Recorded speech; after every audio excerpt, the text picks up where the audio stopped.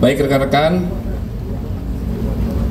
kami izin menjelaskan bahwa penyidik dari Direktorat Reserse Siber Polda Metro Jaya setelah melakukan pemeriksaan terhadap kedua tersangka, yang pertama saudari NM, yang kedua saudara IM, kemudian dilakukan gelar perkara lagi. Selanjutnya penyidik telah menahan atau melakukan penahanan terhadap kedua tersangka. Dan untuk 20 hari ke depan, kedua tersangka dilakukan penahanan oleh penyidik. Selanjutnya penyidik terus melakukan pendalaman dan melengkapi berkas-berkas terkait peristiwa Akuo. Itu rekan-rekan update-nya ya.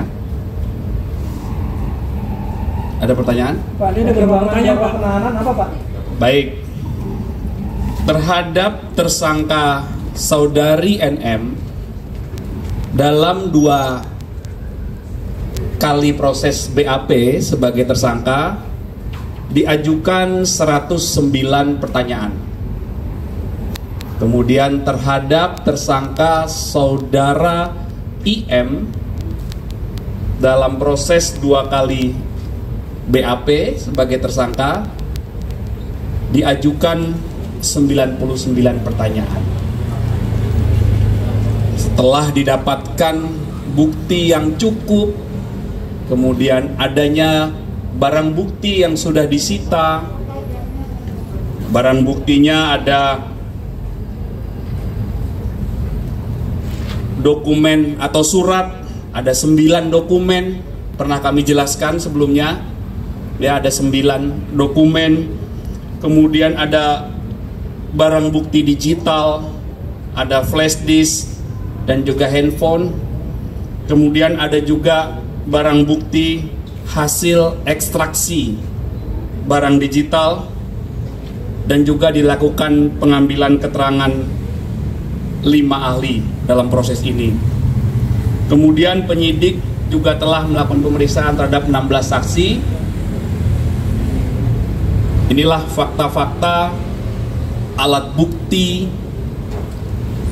dan barang bukti yang telah dikumpulkan oleh penyidik hingga akhirnya proses kemarin berawal dari laporan, pendalaman, gelar perkara, naik ke penyidikan, kemudian penyidikan, pemeriksaan saksi-saksi,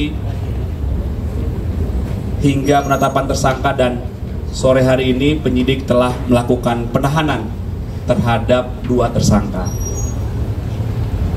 Untuk pertimbangan penahanannya berapa pertimbangannya? Ya, Pertimbangan penahanan. ya penyidik seperti yang kami sampaikan tadi, untuk alasan objektifnya ada bukti yang cukup, adanya beberapa alat bukti dan ada barang bukti.